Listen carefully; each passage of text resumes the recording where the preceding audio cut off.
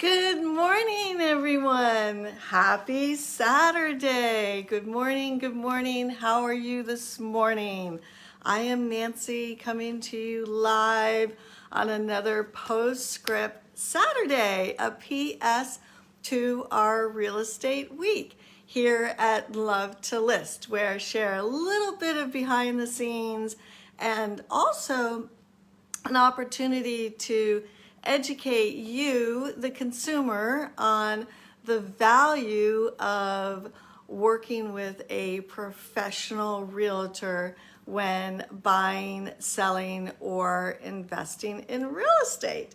Anyhow, it has been a great week here in terms of our business life, and just going to share with you a couple of things. But before I do, when I did my live from the heart of our home, my kitchen, which I do on Tuesdays at 4, which is a little bit different vibe and flavor.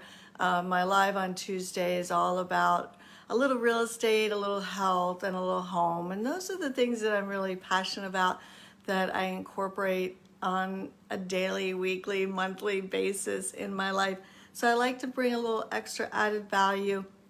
I've been doing that live since March of 2020. It started out as, hey, good morning, Deb. It started out as Uncharted Waters, which, during the COVID pandemic era, I started doing a live, and I've been doing it ever since. And I flipped it over to From the Heart of Our Home. So it's a nice little value add on a consistent weekly basis for you, the community, and that's a lot of fun. But PS Saturday is more educational. And before I get into today's topic, which is all about the Love-O-Meter, and I'm going to explain what the Love-O-Meter is. I'm going to share some general information, some tips for you about how to really work with an agent in the beginning, middle, and end, and hopefully keep the Love-O-Meter high. So I'm going to talk to you about that today. But before I get into that, I just want to share a little Love to List behind the scenes story real quick. Yesterday, I had such an amazing fun field day, Friday fun field day out in the field. Met with several clients, and one of them was an old repeat client of mine who has a really nice tree farm out in Winchester, and he is now in his 80s, and I met him well over 20 plus years ago. And it kind of goes a little bit to our topic today, because when I first started working with him, he was going through a very difficult time in his life. And anyways, he wasn't in the best place. And we were working together, and it was very difficult. He had just retired, and he'd come out of working for the government. He worked for 6 presidents, and he kind of ruled the roost in his work world, and he comes into this trying to sell a property under a difficult circumstance, and he wasn't all that nice to work with. And as a result, I said, I don't think we're a good fit as we were working together. And with that, he kind of changed his tune, and we came to an agreement. And here we are, all these years later. I'm out at his tree farm, and I'm so honored because he wanted to meet with me to make plans for when either he gets to a place where he can't take care of the property, and or after he passes. He wanted to give me information about his executor and what his plans are, and he wants me to manage his property after he's not able to, or if he's no longer here. So really honored to have that. And it really, relationships, whether it's in business or personal, can be tricky, right? And in the real estate world, they always talk about location, location, location. Well, I can tell you that that's true. I can also tell you, for a successful real estate business transaction, whether you're buying or selling, it is all about communication, communication, communication.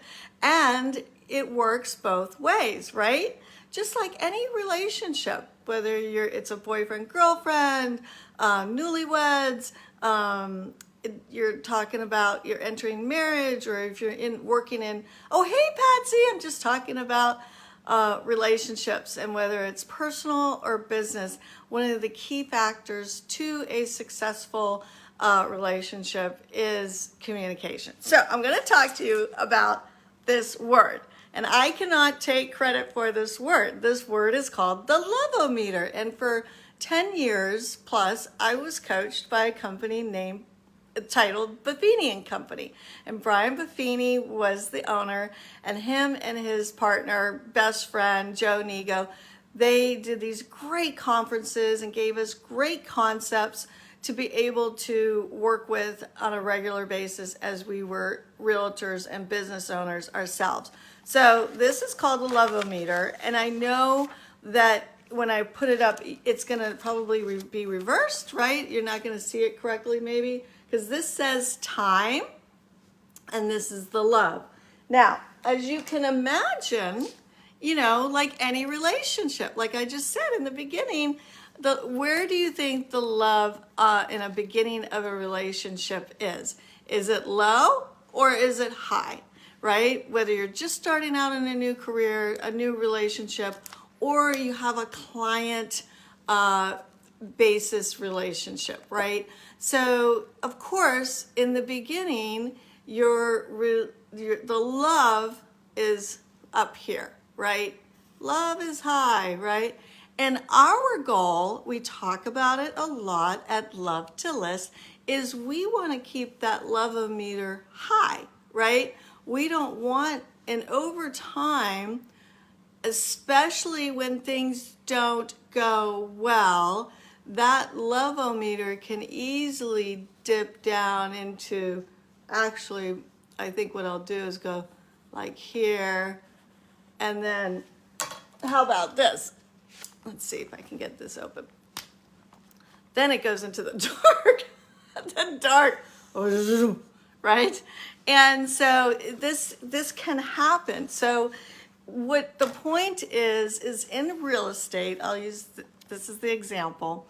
How do we keep it high? Because that is our goal, and it is through communication. But I'm going to give you some tips and tricks, and this is our goal. Now, I will say it's great when everything goes well, right? If you're working with the seller and the goal is to get it sold fairly quickly and at a great price with no contingencies, and you get to settlement smoothly and everything's great, of course the love's going to be high, right? That's easy. When it goes well, it goes well. When it goes great, it goes great.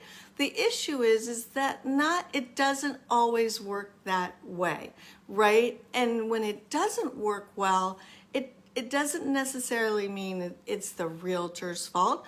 It could be market conditions. It could be something that happens during a transaction where the buyer loses their job and we have to put the house back on the market. There's so many things that can happen that may not make it a great transaction. But it's not what happens to you. It is how you deal with what happens to you. And so I have a couple tricks or a couple tips I'm going to give you, tips and tricks of the business, to help you, the consumer, because you want the Love-O-Meter high too. You want things to go well. You want communication. It's always about mutual respect, and communication is a two-way, street, right? So one of the things that we do at Love to List is we're always trying to set expectations. And so we prepare and plan for the best, but we also are prepared for the worst.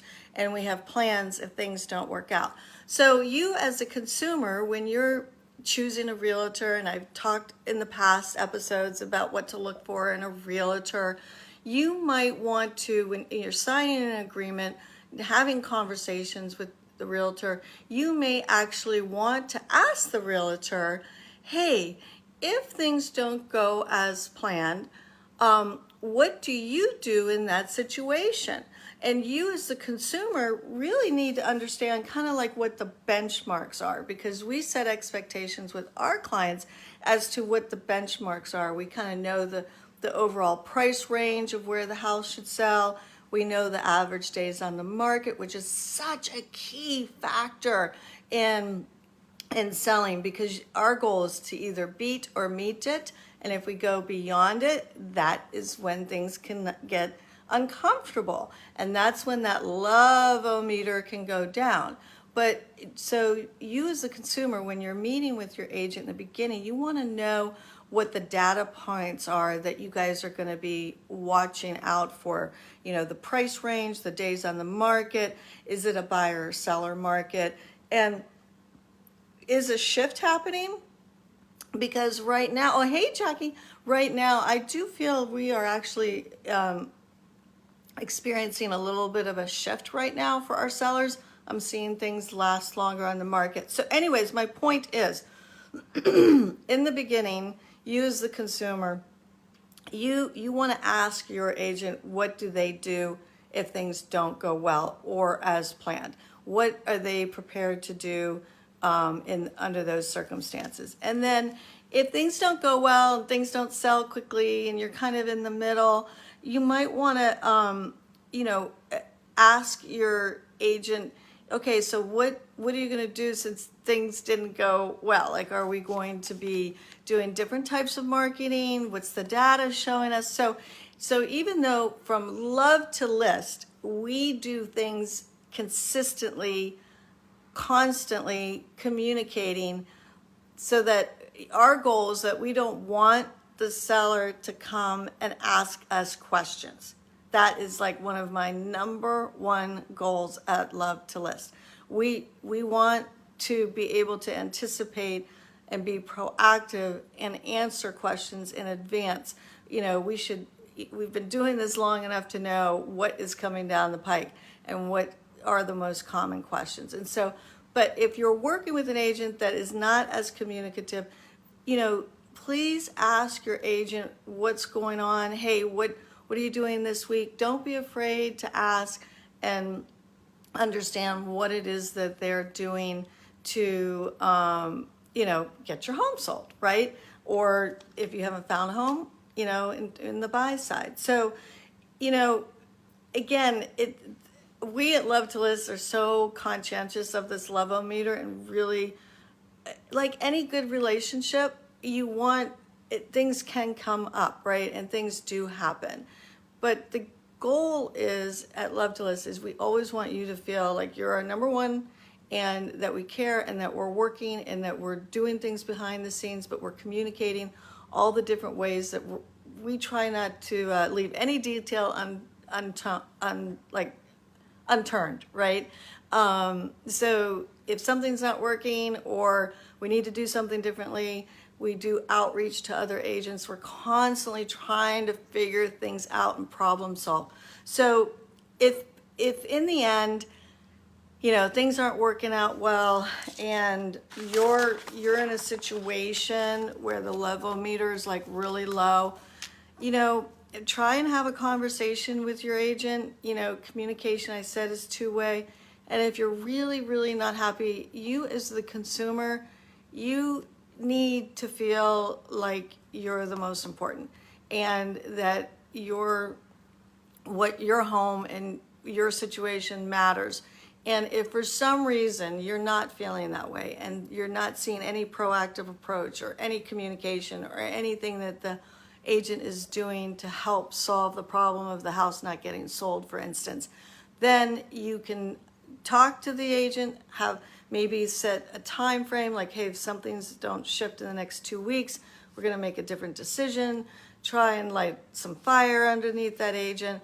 You can also talk to the broker if things aren't going well. You can look at your listing agreement, see if you have the option to cancel the agreement.